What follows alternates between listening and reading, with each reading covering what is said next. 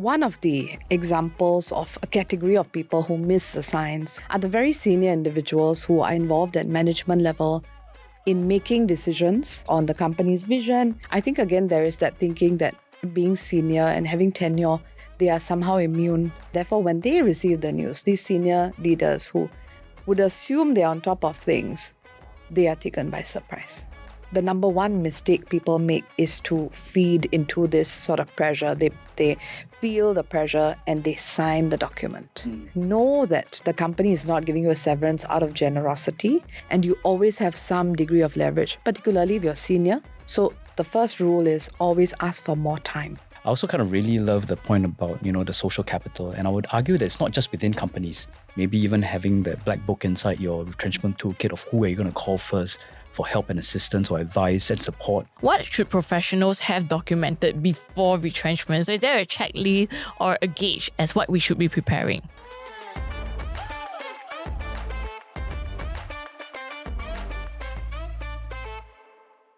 Welcome back to another episode of Wise and Shine. This is Dawn, your host and author of Take Back Control of Your Money. Today's topic, we are going to talk about before you get hit with retrenchment, this is what every professional should have ready. But before we jump into that, let's introduce our co-host. Hi, this is Alex Lowe, the Growth Connector. Why the Growth Connector? Because I will connect you to the right solutions through my resources, networks, and ecosystem to help you experience growth and also give you the peace of mind that you seek. So we have two very interesting guests on set with us today for this episode as we dive deeper into what you want to be prepared for before a retrenchment even hits you, or hopefully never. But anyway, our first guest is Amarjit. She is an experienced employment lawyer, and she's going to be here to bring an insider perspective on how retrenchments are handled legally, what employees like us often overlook, as well as how to protect your interests when job security is at risk. Amarjit, do you want to introduce yourself to our audience? Hi everyone, Amarjit here. I'm Head of Employment at Withers Kata Wong. I think Dawn has done a lovely job of introducing me, so I'm looking forward to getting into this. And we're looking forward to getting your perspective from the inside. Joining us on set as well today is Brendan, who is another familiar face. If you watch our previous episodes, we'll put the link down below. He is the Assistant Chief Executive at Workforce Singapore, and he's here to help give a bigger, broader macro perspective on how professionals in Singapore can spot industry skills, upskill, and stay employable. Brendan, do you want to reintroduce yourself? Hi, my name is Brendan Lee. I'm Assistant Chief Executive at Workforce Singapore, and our mission is to enable Singaporeans to access good jobs and build a career, and to help employers build good jobs for Singaporeans and develop the workforce. Thank you. Thanks. Very happy to have you here again, Brendan. Okay, so set some context. Imagine this. It's Friday. It's 4 p.m. I know it's not Friday today, but imagine lah. Friday, 4 p.m. Your boss calls you in. HR is in the room. You see a familiar face. By 5 p.m., your access card doesn't work anymore.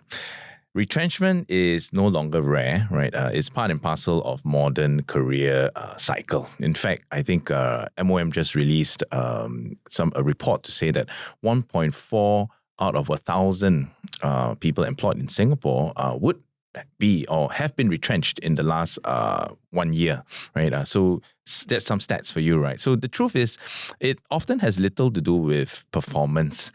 Even strong performers can get cut because of global shifts, restructuring, or industry downturns. So the real question isn't if retrenchment could happen, but the question that we need to prepare ourselves for is, when is retrenchment going to happen and what can we do about it, right? So we can't stop it, but we can prepare, which is why we've got two experts here to share insights and also get everyone well prepared for that.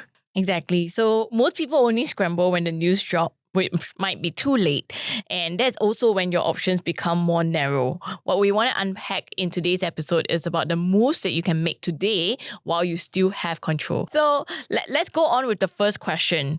Retrenchment often feels like something that people think will never happen to them, or they don't really think about until suddenly it is their name on the list. Why is it that when we prepare for so many things in life, a new job application, trying to negotiate a higher salary, we do all these things and we prepare in advance, but not retrenchment? And what is the cost of waiting too long to prepare? Okay, so preparation is not paranoia, it's leverage, right? Everyone should take the time to prepare in advance. Now, you'll be surprised how many people don't see it coming, even though there may be industry trends, there may be reorganizations within their own company, but we always think it won't happen to us. For some reason, there is a psychological comfort we create around our jobs that, our jobs are stable, our jobs are secure, it won't happen to us. So many times people miss the writing on the wall, the red flags that they should be alive to. But sometimes you're so busy in business as usual that you don't realize and you get blindsided when you're given the news. So they should always be alive to red flags such as, industry trends, right? Macroeconomic trends. Is that going to impact their industry? If so, how? What are other companies in the same industry doing? Is your company outsourcing a large number of practice areas or business areas overseas? Are there budget cuts? Are there restraints on travel expenses, company events being cut? Your one-to-ones being reduced.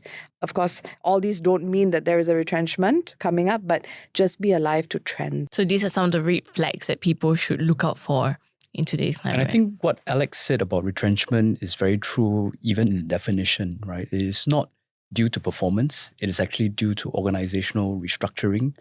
And I guess the difference from in the past compared to today is that people also continue to have the impression that companies only restructure when they're in bad times, when they're suffering losses or not doing well in their business. But if you look at the recent round of retrenchments of, let's say, the major tech companies, most of them, if you read deeply into the press briefings, is about reorganization, repositioning of the organization to take new opportunities. So they are doing well, but they're still having to pivot their organization towards new business areas. And because of that, maybe some roles are no longer relevant or they may not need so many. So I think, is truly not solely or not primarily about the performance of the individual. From a legal perspective, what is a case that surprised you? Someone who completely missed the signs that a layoff was coming. Okay, so one of the examples of a category of people who miss the signs, who maybe should not have missed the signs, are the very senior individuals who are involved at management level in making decisions, strategic decisions on the company's vision, pivots that the company may be making, perhaps getting rid of certain frontline staff, etc. I think, again, there is that thinking that being senior and having tenure, they are somehow immune. And they don't think it would ever apply to themselves. But companies don't involve the senior individuals who are going to be cut in those conversations because, of course, there is a conflict involved. And therefore, when they receive the news, these senior leaders who would assume they're on top of things, they are taken by surprise because they don't think it can happen to them. But again, as you say, Alex, it's not to do with performance. Many of them are very high performing, so they don't think it's going to come to them. But sometimes it's just hard numbers, right? If you let go of one senior individual, you can save many other junior individuals whose salary package adds up to the equivalent amount. So sometimes it's just making a hard decision and letting one person go instead of many in that one person's place. And I think that category of people do tend to get blindsided because there is a certain confidence in their position. What are some common mistakes that you see that these senior executives make in the first 24 hours of being told that they need to leave? Okay, so I think the first thing to note in the first 24 hours is that there is a gross imbalance of power.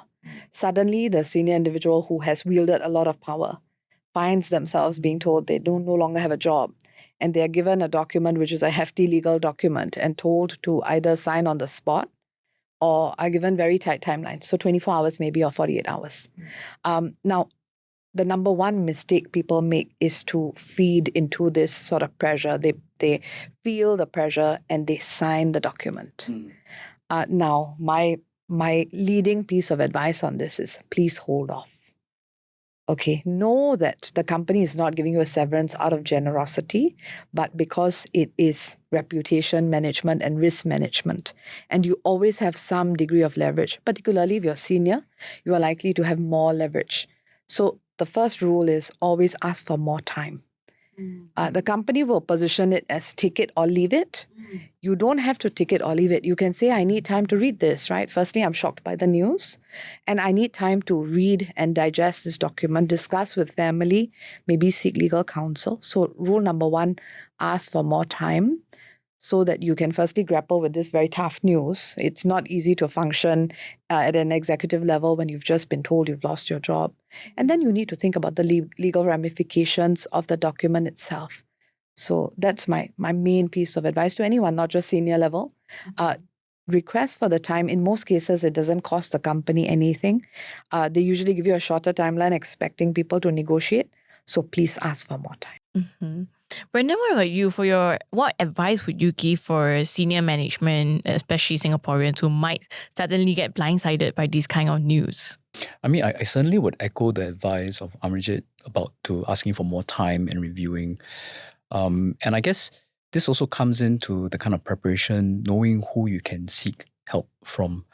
I suppose for those unionized companies, you can always seek help and advice from your union representatives on, terms and conditions of the offer. And I guess for the other professionals who may not be in unionized companies, they can always seek advice from WSG on matters such as these. And is it correct to say that it is David versus Goliath kind of a situation where it is absolutely no point to say, no, I do not agree, right? Is it correct to say that? Okay, it often is an imbalance of powers for David and Goliath, but my driving philosophy on this is if you don't ask, you don't get.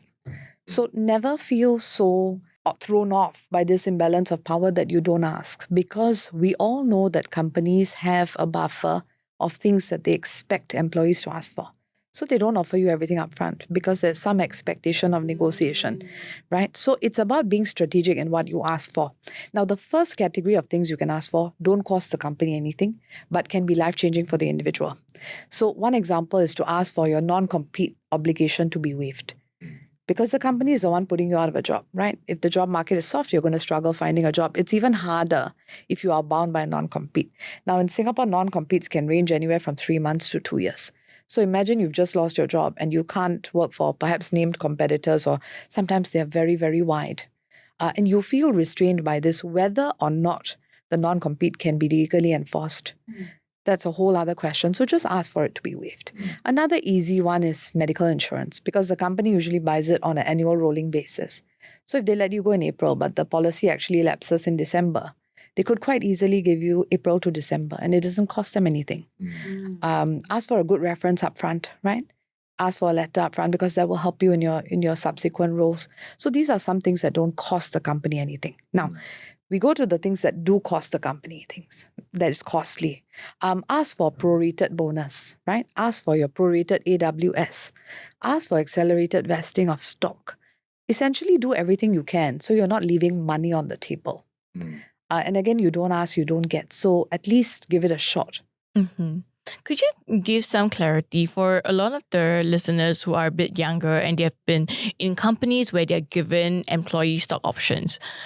Usually the terms of these have a time period.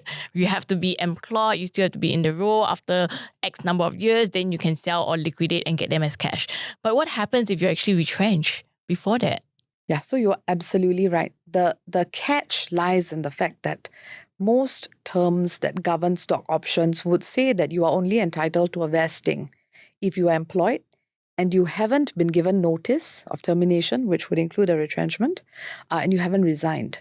So that means that the crystallized date is the date of the vesting. And if you are on notice or you're no longer around, you don't get the vest. Now, it's always worth asking for an accelerated vesting. Even though legally the terms may not entitle you to it, the company may be prepared to offer it on a goodwill basis, right? Now, companies are very cautious about setting precedent, particularly when it comes to stock options. So it's quite rare, but it is something you should consider exploring if you do have stock options, because you lose nothing for asking. You are literally at the point where you lose nothing, so you should still ask. Especially for some employees or applicants, right? Because when you go for a job offer, they may reduce your salary to what you were asking for, but compensate it through this stock option, which then works against you when you unexpectedly get retrenched or fired before that. Brendan, have you seen or dealt with any Singaporeans in this situation? And like what she said, how successful have they been at actually getting cash from these stock options that are legally no longer valid? I mean, I would say that personally, I've not encountered in at least in course of my work because there are my colleagues that deal with the front line. But I think I agree with the kind of principle and approach that in that position, there is no cost to you for asking for these various accommodations. And what's the worst that can happen? The company says no.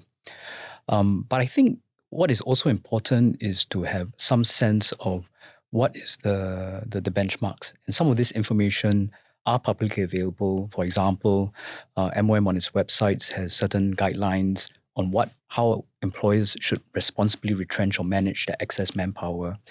And for example, in terms of what may be typical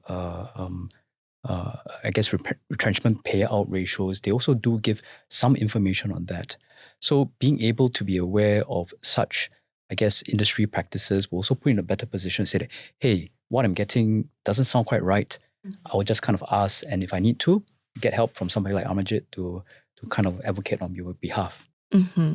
And retrenchment is so different because when you're trying to get a promotion or a pay raise, you know who your champions and your point of contact within the organization is. But when the whole thing comes down and it's retrenchment time, you typically only get to speak with your HR. Your manager who used to be your champion may be completely cut off from those conversations. So how much time do individuals have to deal with this? And should they only talk to HR, or are there other resources that they can pull in asking for all of these things? Okay, so I love the question, right? Because we lobby so hard for pay raises, promotions. Nobody thinks about who's going to be my ally or champion when I'm let go. But that's the wrong thinking. Everyone should consciously be curating allies in the organization because the value of social capital, right, cannot be underestimated. If you are likable, you have good relationships with people, you have worked well with others, you have helped them deliver objectives, you then build a quiet group of allies that you can call upon, particularly if they're powerful and influential, at the point of an exit to try and see if they can help you optimize your package. And people are more likely to jump in to help you if they like you and you have built a good relationship, as opposed to not being known to anyone and just doing your job. So visibility at work is critical, and it pays off at the point of retrenchment as well. So strategic alliances, friendships even, right, can help. And I see that particularly when senior individuals are negotiating their exits and they have built up this social capital with people who are willing to stick their necks out to say, actually, I think we should be doing better. But how realistic is that though? Because sometimes, your manager might be completely cut off from that conversation. And to an individual, they might also feel, in English, paiseh, to ask for help, although they should. But they might, and if the manager says like, oh, my hands are tied, I can't do anything, how then should that individual respond and try to grab as much as they can before they can? Okay, so I have one word in answer to that. It's leverage. It's an individual understanding what leverage they have in any negotiation, right? It's a game of leverage. What do you have that you can leverage on to get what you want from the organization?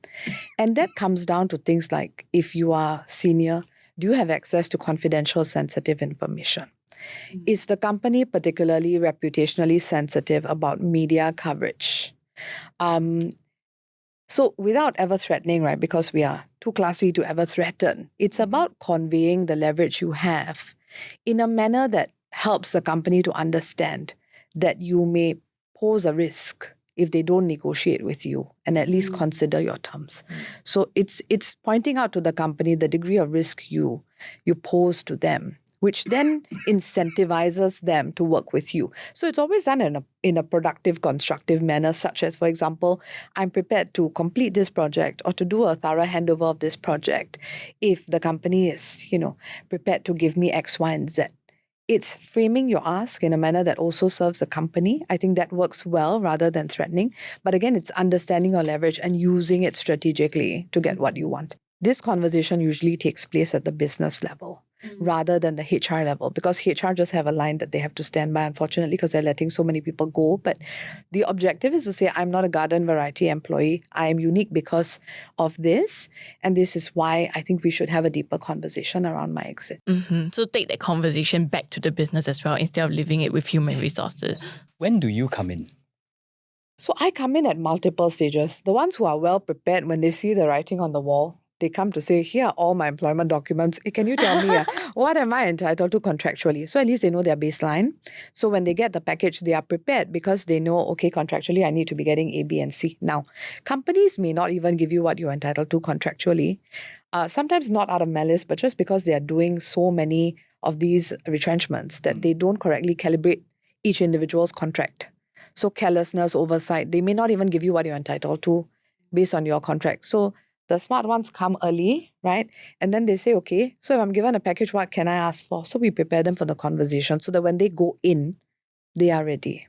They are not blindsided. They're not caught offside, right?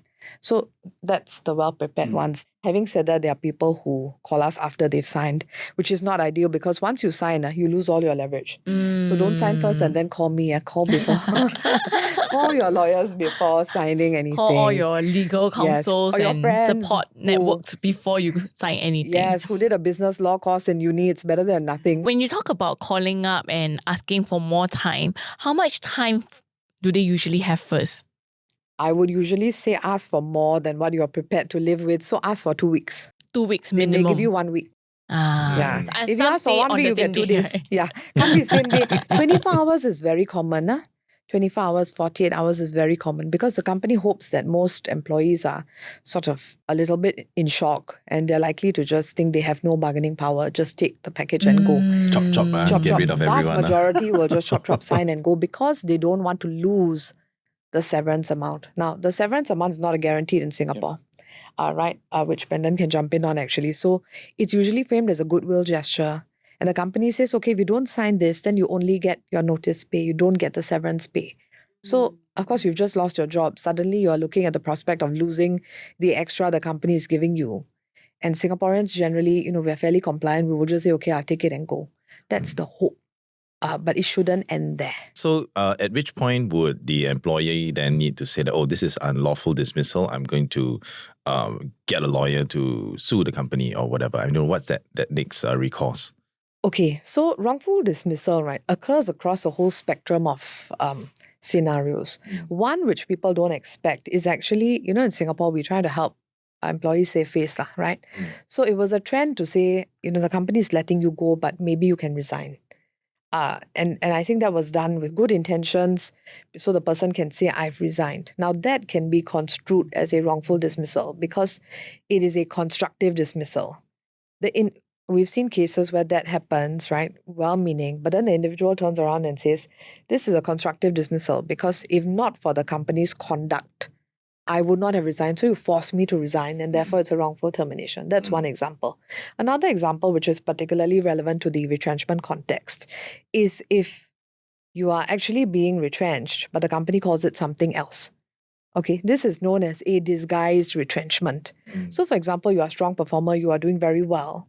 Out of the blue, you are told, actually, your performance is terrible and we're going to put you on a PIP and, we don't think there's a chance of you surviving the PIP. Or they put you on a PIP and, somehow it's self-reinforcing and they feel like you've not met your KPIs and you're out. And you know that actually it has nothing to do with performance because you've been a good performer.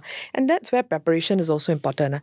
And you don't need to wait to be retrenched for this. Keep a wins folder where you collate all the praise, all your appraisal documents, any feedback from clients, feedback from colleagues, successfully delivered projects, awards, all of that. So you're suddenly told you're a poor performer, you can counter that, right? Now, it's for the company to prove poor performance if they assert it. Okay, but if you need to overturn the assumption, you should have your documents ready. And then usually that's when they call us to say, actually, you know what, I've been like top salesperson and suddenly I'm told I'm not meeting KPIs, my performance is poor. That's when you see the red flags and you have to dig deeper to see, is it actually a retrenchment? And why is the company avoiding calling it a retrenchment? Because there are mandatory reporting requirements. If they call it a retrenchment, they have to report to MOM. And they are usually under some pressure to pay retrenchment benefits, which they may be trying to avoid.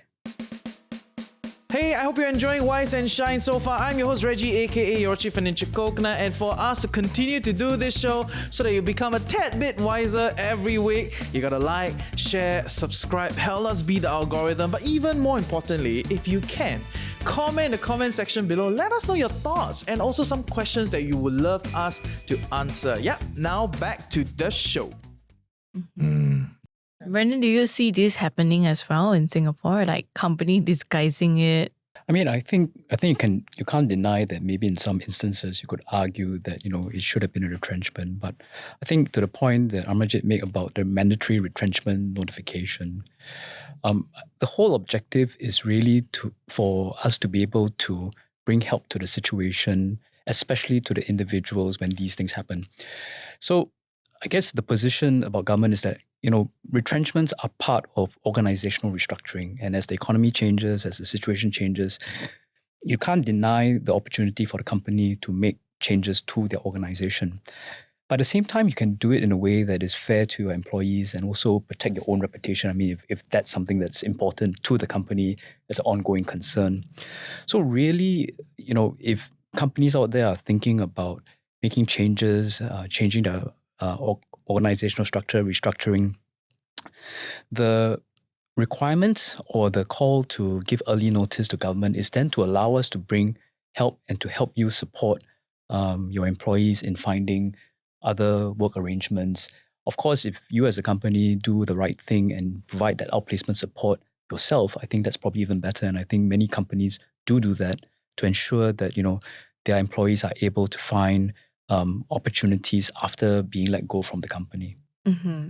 So to protect themselves, what should professionals have documented before retrenchment so that they're not scrambling to find proof of paperwork after the fact? And especially if their access card no longer works, a lot of things might be in their drawer which they cannot access anymore. So is there a checklist or a gauge as what we should be preparing? Okay, so I have a checklist, right? Because I think everybody should always be ready, all of us, right? Because it could happen to anyone. None of us are indispensable as much as we would like to believe otherwise, right? So always have these things saved somewhere in a folder in your personal files. Firstly is your contractual documents, your employment contract, your ESOP plans, and the terms. So not just the issuance certificates, your terms, any deferred comp, anything that stacks up into your comp. Make sure you've got those documents. Keep track of your leave. For example, how much leave you've accrued and how much you've used, because sometimes company records may be wrong. Again, like I said, critical to have a wins folder. Also because once you're out of the system, you can't go in there and pull out the client praise or, the colleagues praise or any sort of internal rah-rah on your intranet or whatever, right? And it's good for morale to keep this, right? You build it up and you know you've got it for a rainy day. The worst thing that happens is when you suddenly go into a meeting, you think it's an innocuous meeting, you are told you've been let go. You go out and your access card doesn't work. You can't log into the systems. And you realize, I can't access any of this. But I have a cautionary note. So while you are collecting all of this, please make sure you don't send yourself company information, confidential information, client information, because many companies actually do an audit before they let people go. They actually track your inbox, outbox activity. So if you're sending yourself emails, you could inadvertently, put yourself in a situation where you're let go for misconduct rather than retrenchment, which is the original intention. Okay. So be very, very careful of that. So if someone is trying to collate like those praises from a client or internal colleagues, and that comes through email, they can't just forward it to their personal email. Don't just forward. Then what should they do to collate? Okay. So if the client it's just an email saying, really appreciate your efforts, great. If it has a trail that has information around, thank you for doing this, and it has price sensitive information, etc., please don't forward that. Use your personal phone, take a screenshot. Okay, of just the part of the praise. You don't need the whole trailing email. Be selective. So while you're collating everything, be smart about it, be sensible so you don't end up in a worse off situation. So take a screenshot. On your personal phone, not your work mobile, because again, you have to surrender that at 5 p.m. when you are told to leave. Yeah, right? Exactly. Yeah. So from before we get retrenched kind of a situation, what would be this toolkit or survival kit that we need to prepare before that retrenchment eventually or at some point does happen? Brandon, would you have some... So other than praise and maybe some project accolades, what else should be added into this toolkit? Well, I mean, if you look at a lot of discussions about retrenchment, I think it's very valid to focus on, the day of, the day after, and the signs before, right? But when you talk about preparation, there's a lot that you can do to kind of prepare much further up ahead, as well as to think about what's going to happen, weeks, months, and years after the retrenchment. So for me, part of the kind of before preparation may include, the relatively straightforward things, okay, maybe not straightforward, but relatively simple things like, making sure that your financials are in order, knowing what your kind of cost bases are, what are your biggest big ticket items that you have to manage, but also kind of taking into account how you might make yourself more resilient upfront with multiple streams of income, right? And in this regard, new ways of accessing work like gig, fractional, side hustles, all of these things can kind of add to the resiliency of your income streams and give yourself a little bit more run rate if you are kind of stuck in a position of trying to look for a new job. I also kind of really love the point about, the social capital. And I would argue that it's not just within companies. Actually, your preparation before all of this happens, right? I mean, you don't want to have to kind of call your friend and then the first thing they say is that I need help. So building up your networks, keeping them warm, investing in those relationships that could be critical in a tight situation, maybe even having that black book inside your retrenchment toolkit of who are you going to call first for help and assistance or advice and support. I think that is also important. A third thing could be, in addition to what you've done in the company, keeping track of, let's say, what are the experiences, skills that give you that market value, right? What have you done that allows you to pivot into other opportunities post-retrenchment? I think all those are good kind of documents and records to keep track of yourself so that, let's face it, when you get retrenched, it is not just a change in employment status. It's a gut punch, right? It's a huge psychological stress. You're under crisis, you're under pressure. You're not going to be in the right state of mind to be thinking about in the past, what are the good things I've done. So I think beyond the kind of immediate time frame around a potential retrenchment, there's quite a lot of value to think further, both before as well as think ahead about, what are going to be your options after such a thing happens, right? Is it an opportunity where you activate a chance to do something completely different that you've always wanted to do, and therefore, the retrenchment is that opportunity to make that pivot? Or do you have to activate your contingencies, right? Because it is actually something you need to continue doing, and therefore you might have to call a different group of friends, colleagues, support to get you back on the right track. So on these options, how soon should someone start looking or applying for a job if they've already spotted the red flags and the writings on the wall? There's one interesting finding. I don't know where the study came from, but, in places like America, people look for their next job while they're still in the job. Whereas in Singapore, we tend to only look for a job after we've left the job. And I think there's some wisdom to that, because once you're out of the kind of employment, your situation immediately changes in terms of your cost pressures, your spendings, your savings. And less leverage. Right? So this is not asking people to be disloyal. I don't think we're asking people to do that. But it's always, I think, a good practice to kind of pay attention to the trends and kind of have a look at what is going on out there. One of the things that you could advise people to do is like informational interviews. Right? So you may go and speak to somebody just to get a sense, what is this industry like? What are the terms like? You're not necessarily going to interview for a job per se, but you're trying to keep yourself on the pulse of the industry. And let's say from what WSG has, we have a scheme called the Volunteer Career Advisors. And these are industry professionals who volunteer with WSG to offer their real-time insights. They are actual people from the industry. They're not government spokespersons. And through these kinds of, preparation as you go along, you keep yourself constantly updated at the forefront of things such that, nobody's going to be able to predict when a retrenchment is coming. And by the time you see the signs, maybe it's also too late. So in some ways, you're constantly topping up and keeping yourself current to what is the situation out there and readjusting your plans as such. I'm going to share a concern that my friend had about interviewing while still in a job. So she said, especially when you lose a job, or given that you're a mid-career professional and you have built up your expertise in this line, people tend to go to competitors. So you will go to a competitor, you'll find out, then you know your market benchmark salaries and all. But if you go there and do that too often, and you end up staying at the same company, word also gets around. And then she worries about how if the ex ever comes down on her, she can't go back to that competitor and get that job, which she would have taken if she was not here. So how does she deal with this conundrum then? Okay, it's a real predicament. I think she's got valid concerns. Okay, so the first thing is you don't just keep going to interview at the competitor, lah, right? If you're testing the market, there are other ways to do it. Yes. I totally agree with Brendan. Critical to know your market value, and don't price yourself out of the market because you haven't checked in the last 10 years because you've been comfortable. Make sure you keep track of how salaries are evolving, roles are evolving, etc. Keep recruiters warm, right? So maybe don't go and interview with a competitor, but just check. Keep an eye on roles, follow up. Okay, so this is the role. What does it look like? Understand what is in the market without necessarily engaging with them. Now, again, there's an upside to engaging with a competitor.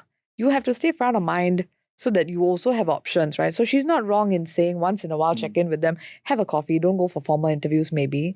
Keep the people warm, right? I think that helps. The last thing you want is to create an impression in the market that you are just going to competitors to collect offers to up your price where you are. That reputation doesn't serve people well. On the other hand, keeping people warm, being out in the market is a good thing because it means you actually have options when you are retrenched or you choose to leave. So if they don't go and interview at competitors, then where should they go and interview at to potentially secure that job before the retrenchment X comes? If they really want the job, go to the competitor and do the interview, do it well, get the job. And leave before you get retrenched. And leave before you get retrenched. Yeah. Sometimes we don't know when. Sometimes I feel, as Singaporeans, we're just so grateful we have a job. We overstay our welcome. Right? Even though you see the signs, the writing is on the wall, you have a misplaced sense of loyalty, which means you don't look after your own interests. But if you think you are at risk and you see an interesting opportunity at a competitor, you should go for it. Of course, take advice on your non-compete clause, but you should go for it before you're retrenched. Would they not get more if they stayed on and waited for a retrenchment to happen from the severance package though? Two things.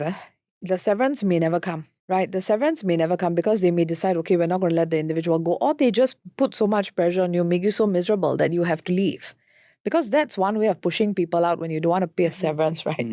You quietly make them so miserable that they have no option but to go, right? You don't want to be in that position. Protect your psychological safety. If you have other options and, you have good, viable alternatives, maybe you should take them rather than waiting for a payout, unless you know the payout is on the near horizon and is inevitable. Otherwise, you could just be waiting indefinitely. Your morale goes down, your skills go down. So sometimes it's just about deciding when it's time to quit and quitting well, moving on well. So say if someone already spotted those writings and the red flags and they are interviewing, maybe not at competitors because they're worried about the non-compete. So they go into ancillary industries or at clients' places to figure out like their next move as a backup plan if the X really comes down on that. And they get an offer, but the X hasn't yet come down. And this is actually more attractive to them. How should they then decide or manage the situation? I think this argues for the value of doing some career planning activities way before you're in that situation under pressure, trying to maximize maybe just the single factor of, let's say, what's the financial returns on this. We do advocate that people do take the time, especially when the weather is good, fix your roof when it's not raining, right? To undergo maybe an exercise, whether it's self-reflection or if you come to WSG and get help through some of programs like Polaris, where we help you kind of figure out what is your values, your interests, your strengths and personality, and try to get some clarity on your career goals. And once when you have clarity of your career goals, then when you look at these different options, right, I think you have a much, more considered situation to decide whether this option is good for you or that option is good for you. And it may not just be about, the expected financial returns from taking either option. It could be that you will take this option because it can give you that sense of security, a longer term sense of security than waiting for maybe another slightly larger ex gratia payment. Or maybe it aligns better with your longer term objectives. And, time is also, time is also money.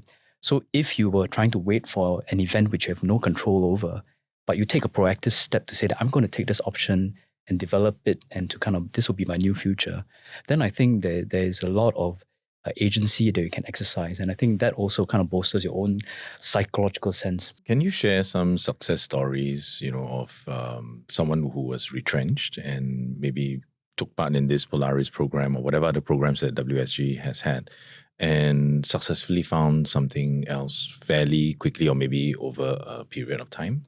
Well, I mean, I won't be able to give you kind of specific names, but I can tell you what happens to those people who don't prepare.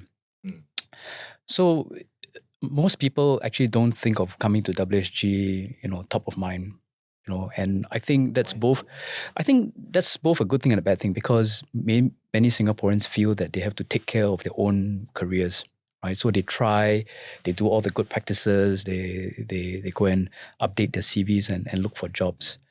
But this looking for work is work, and it's hard work. And if, let's say, you go in day in and day out, and if your preparations maybe are not so good, or if the industry is overall in doldrums and there are not very many opportunities elsewhere, and your options are constrained, usually by the time they get to us, maybe 6 or 9 months after this struggle, they're really in a bad position. And before we can even do all those practical things, right, you have to kind of get help. And that's where, more professional help from therapists could help them address these psychological issues before getting onto the practical ones. So what I can say is that while all of us hope to never experience it, it is a feature of the kind of labor market and company structures today, I mean, for a long time anyway. And I think just to have that umbrella of protection and pull it out when you need it is going to help you bounce back much quicker. In fact, maybe not even bounce back. It doesn't even have to be a trampoline like what our president says, right? You'll be able to more seamlessly transit from one opportunity to another one better. Amarjit, what about for yourself, for your clients that you have advised? What do you think is the difference between those who were able to bounce back faster versus those who took a much longer time? Was it in terms of their preparation before the X came down, or what do you think was the main difference? Okay, so the one thing I have seen is that those who have a variety of skills, who have spent time skill stacking, to borrow a phrase from Stephen Butler, he talks about skill stacking, and it's about consciously building a set of rare and complementary skills which your industry requires in the long term, right? So he said, if you're a lawyer, don't just study more and more law. Go and learn coding. Learn a variety of things that will differentiate you in your industry. And I think that gives you confidence and a sense of resilience when you actually let go to know that, okay, I have enough skills that are unique and the combination is interesting that I know I can move on to something. I think that sense of inner confidence, inner resilience is very important, because the mindset is what is critical between those who really get very badly affected by retrenchments and those who say, okay, never mind, on to the next thing. And it gives them the strength and the resolve to move on. I think you cannot deny that it is a big emotional impact, especially if you built up, your whole life in a particular company, or you have a lot of things hanging on it. But I think by being prepared and having that forward view, right? Having that plan of maybe, actually, I want to do this in the next 5 years. Maybe this was actually holding me back. And keeping that agency to say that, well, I may not be able to control how I was let go, but I can control how I respond to it and how I build towards my next objective. And in this day and age, I think we have to be all comfortable with making more changes. So even if you're not retrenched, right, you're being pushed out of the organization, you may be making more and more pivots on your own. And each one of those transitions is either an opportunity to make progress towards your goals, or if you don't prepare properly, then each is an opportunity to be very stressed out about it. And I think that is probably the kind of future that all of us need to be a little bit more prepared for, to be able to be comfortable with the uncertainty, to be always ready to take the next step and action towards your own goals. Great. Great, yeah. I think this topic on retrenchment is a little bit sad, but I think all the tips is so amazingly useful. So audience out there, please save this episode. It's going to be very helpful for you. I mean, never know when you're going to get retrenched, right? So prepare for it. And even if you're not, I think there's so much to take away from this episode. But If you are, unfortunately, we stand with you, and we hope that although retrenchment can feel very devastating, it can feel like the end of the road, as what you've heard on today's episode, it can also be a turning point. So we're going to wrap up with just one last action. We have to summarize, so it's only one.